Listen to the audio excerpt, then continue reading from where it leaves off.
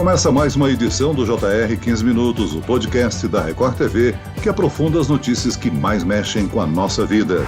O governo federal publicou uma medida provisória que prorrogou o prazo de reembolso aos consumidores que compraram shows, espetáculos e viagens adiados ou cancelados por causa da pandemia. Agora, esse período de reembolso pode se estender até dezembro de 2022. Como é que ficam as pessoas que estão há meses esperando receber de volta o valor pago pelo evento que nunca foi realizado? E no caso dos casamentos adiados, como fazer? Afinal, não é o momento para a festa. Eu converso agora com o advogado do Instituto de Defesa do Consumidor, IDEC, Dr. Igor Marchetti. Bem-vindo, doutor. Muito obrigado. Quem nos acompanha nessa entrevista é o repórter da Record TV, Leandro Stoliar. Leandro? Oi, Celso. É sempre um prazer estar aqui com você no podcast, doutor Igor. Olha, agora as empresas devem oferecer uma nova data para o evento adiado ou crédito ao consumidor. É sobre isso que a gente vai falar. Caso não façam isso, são obrigadas a reembolsar o dinheiro. É praticamente a mesma coisa que já está sendo empregada, mas o prazo aumentou para quase 2 anos a partir de agora. Isso já movimentou muitos cancelamentos de voos, eventos, casamentos, e tem gente que continua pagando por isso. Eu vou começar já fazendo uma pergunta para o doutor Igor. Doutor Igor, na prática, o que significa isso para quem tem ingresso de evento comprado ou pacote aéreo? Na prática, o consumidor tem que entrar em contato com a empresa para resolver essa situação. Verificar qual que é a alternativa que vai ser proposta, se vai ser uma remarcação ou se vai ser uma concessão de um crédito para que o consumidor possa exercer esse direito posteriormente. Infelizmente, o reembolso só é garantido nos casos de não concessão de uma dessas alternativas.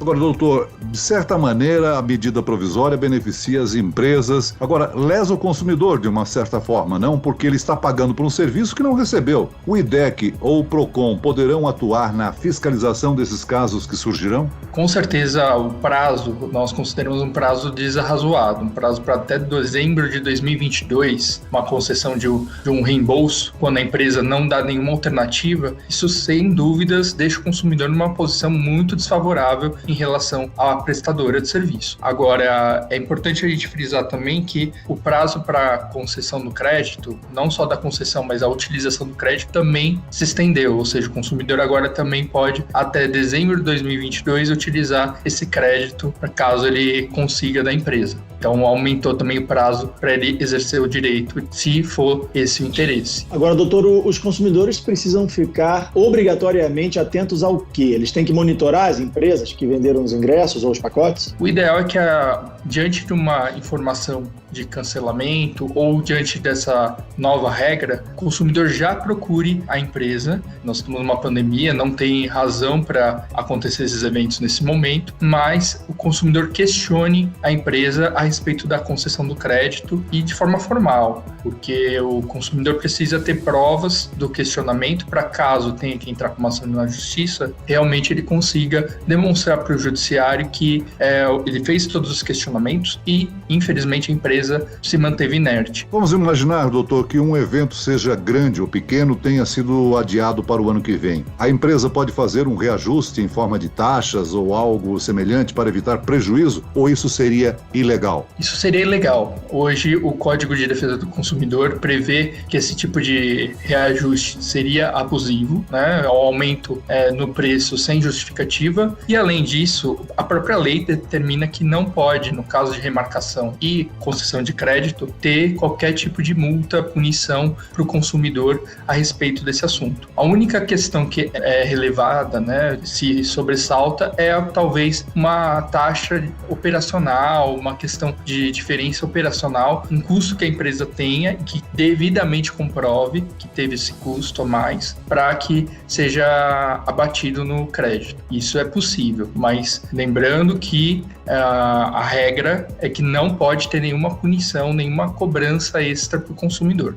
Agora, doutor, é importante a gente deixar claro para quem está ouvindo o nosso podcast que esses ingressos comprados podem ser reembolsados em forma de dinheiro ou crédito para outros eventos. Mas no final, doutor, quem escolhe o que prefere é o consumidor ou a empresa tem essa premissa? Uma das críticas que nós temos, inclusive a lei e a medida provisória inicialmente, que inicialmente era uma MP, depois foi convertida em lei, é justamente isso. A opção passou do consumidor para a empresa. Nós consideramos isso totalmente desarrazoado. Isso pode ser, inclusive, questionado, porque o consumidor, ele é a parte mais vulnerável e ele não pode ficar à mercê da empresa. Hoje a lei prevê isso, a empresa que escolhe a concessão ou a remarcação. De fato, é algo questionável e se o consumidor questionar na justiça, pode ser passível de mudança de entendimento em relação à interpretação dessa lei. É claro que a pandemia está provocando uma crise econômica. Vamos imaginar que a empresa que adiou o evento, doutor, vá à falência dentro desse prazo. O que acontece com o consumidor que aguarda o reembolso? Essa pergunta é muito importante, porque o consumidor que, diante de uma falência, percebe que o evento não vai acontecer e que não tem como resgatar os valores, ele tem que primeiro observar, ele pagou todo o valor do serviço já? Se ele já pagou todo o valor do serviço, ele vai ter que contratar um advogado e habilitar o seu crédito na falência, fazer a sua habilitação na falência, que é um processo falimentar e, infelizmente, nesses casos, há uma ordem de preferência, o consumidor fica no último lugar, ou seja, primeiro vai pagar débitos tributários, trabalhistas primeiro, tributário seguinte, depois créditos especiais, por exemplo, garantias reais, hipotecas, crédito bancário que tenha alguma garantia, e por último os quirografários, que são justamente os créditos comuns que entram os consumidores. Uma alternativa é que, caso a empresa haja de uma forma totalmente inescrupulosa, não informe, não passe nenhuma previsão, nenhum cuidado para o consumidor nesse sentido, o consumidor também pedir a desconsideração da personalidade jurídica. Então, é algo possível, né, em casos de falência, mas tem que ter esse pedido. Agora, se o consumidor não pagou tudo ainda, né, não realizou todo o pagamento, aí é interessante ele entrar na justiça, no juizado especial, pedindo uma tutela de urgência para que o consumidor pudesse rescindir o contrato e sustar os pagamentos futuros, já que o evento não vai acontecer, não faz sentido ele continuar pagando por algo que não vai ocorrer. Então, doutor, o senhor falou que o consumidor ele é o último a receber no caso de falência e a empresa tem a premissa de escolher como vai pagar o consumidor. Mas aí isso depende muito de como ele pagou, né, doutor? Quer dizer, se ele pagou um espetáculo em dinheiro, ele não pode exigir receber o dinheiro de volta? Receber esse recurso em dinheiro? Sim, ele pode exigir, mas a grande questão é que, uma vez na falência, há uma ordem de preferência do que tem que ser pago primeiro. Quando a gente fala de falência, é diferente também, é um ponto importante, diferente de falência e recuperação judicial. Na recuperação judicial, a gente ainda tem a empresa funcionando, apesar da situação bem debilitada. Então, nesses casos, é possível que tenha o síndico, né, o administrador da empresa, faça de fato uma administração e verifique o que tem que ser pago, cronograma, organize aqueles débitos. Agora, no caso da falência, é mais grave. Na falência, a empresa não existe mais. E com isso, vai entrar na massa falida. E a massa falida tem a prioridade, ou seja, débitos trabalhistas primeiro, tributários depois, créditos garantia real depois e, por fim, os quirografários. Esse é o detalhe, né? Essa dificuldade para o consumidor, porque ele tem que fazer a habilitação do crédito e ainda verificar se a empresa vai ter recursos para adimplir com a obrigação. Minha dúvida é a seguinte, essa lei, os critérios de deveres que a empresa precisa cumprir nessa lei que prevê a falência, eles são anteriores à pandemia. Com essa medida provisória agora nova, durante a pandemia, a empresa não fica mais protegida do que o consumidor? Com certeza, a lei antiga e agora essa MP prorrogando o prazo, ela com certeza ela protege muito mais a empresa do que o consumidor. Ela foi feita para proteger os setores econômicos, né? Ela foi feita justamente para proteger organizadoras de eventos. Também a gente teve a outra MP que foi convertida em lei da aviação civil, também para proteger esse setor. Ou seja, a gente teve leis para proteger setores específicos da economia. E, obviamente, essas proteções mitigaram o direito dos consumidores. Então, de fato, concordo plenamente que essa lei protege muito mais a empresa do que o consumidor. Agora, a falência é uma lei anterior e ela é uma lei que não teve nenhuma alteração na ordem de pagamento. Numa provável falência, realmente os primeiros débitos que deveriam ser pagos seriam os débitos trabalhistas, as pessoas que trabalham naquela empresa. É até uma questão normal, né? Assim, a gente espera que, apesar da gente defender o consumidor e achar importante que o consumidor consiga, de fato, ter os valores que ele pagou de volta, a gente sabe que as pessoas que trabalharam e não receberam salário é uma situação diversa, né? Um problema mais grave.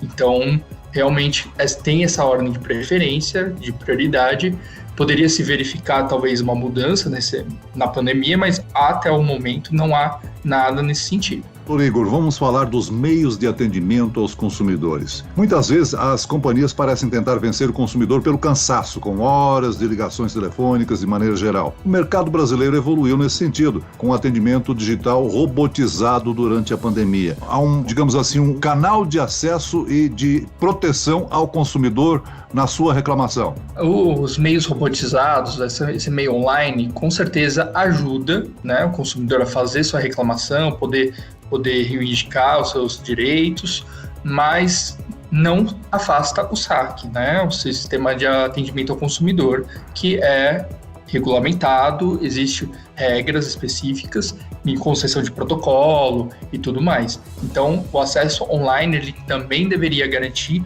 o protocolo de atendimento para que o consumidor, posteriormente, caso a demanda dele não fosse resolvida, ele pudesse reivindicar e reclamar com base no protocolo, na data do atendimento, podendo inclusive printar a tela, né? Isso é um ponto positivo para criar provas a seu favor, de que fez a solicitação e não foi atendida.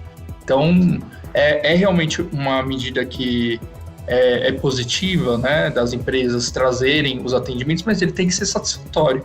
Ele não pode ser só mensagens padrões, onde o consumidor fica conversando com um robô simplesmente e depois não ter sua demanda atendida ou fica num looping de reclamação e naquele chat e no final das contas é só uma perda de tempo onde o consumidor se emborrece mais ainda. Um consumidor ou um grupo de consumidores pode encaminhar, digamos, uma queixa ao PROCON para receber uma ajuda na reivindicação? Pode fazer a reclamação para o PROCON. O PROCON recebe as denúncias, reclamações dos consumidores. Esse realmente é um caminho possível.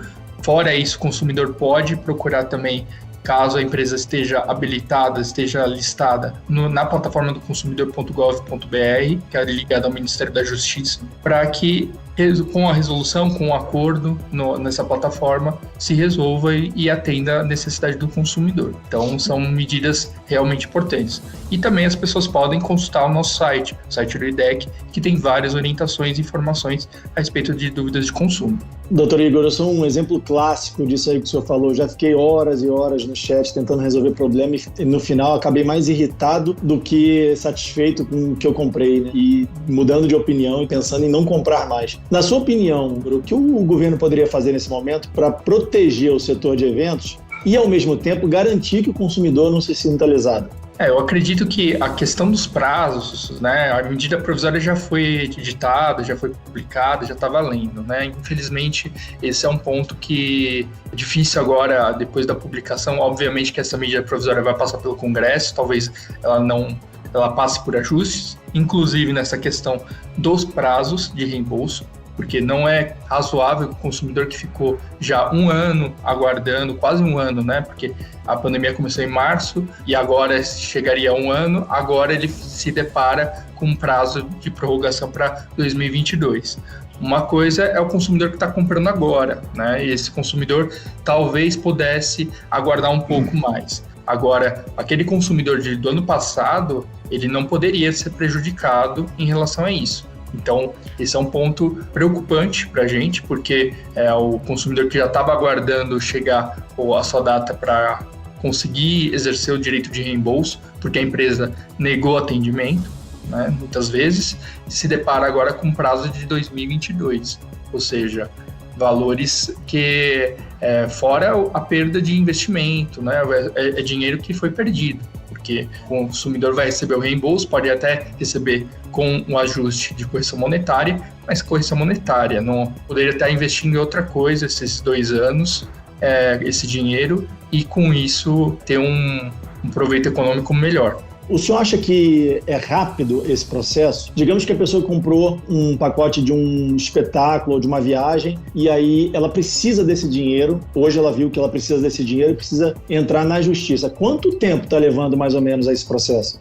Infelizmente isso é demorado. Infelizmente, salvo os casos em que se pede uma tutela de urgência e caso tenha, de fato, a gente perceba a necessidade de ter uma tutela de urgência, como eu tinha comentado, nos casos de cancelamento, falência e que o consumidor ainda tem prestações a pagar e que não faz mais sentido pagá-las, porque o evento não ocorrerá, salvo esses casos, costuma demorar bastante. Então, realmente é uma situação bem morosa para o consumidor e bem difícil. Por isso que o ideal é que se consiga resolver as demandas antes de uma ação judicial. Muito bem, nós chegamos ao fim desta edição do 15 Minutos. Agradeço a participação e as informações do advogado do Instituto de Defesa do Consumidor, Dr. Igor Marchetti. Obrigado, doutor. Muito obrigado pela oportunidade. E agradeço também a presença do repórter da Record TV, Leandro Stoliar. Leandro? Eu que agradeço, Celso. É sempre um prazer estar aqui no podcast com você. Esse podcast contou com a produção de Homero Augusto e dos estagiários Larissa Silva e David Bezerra.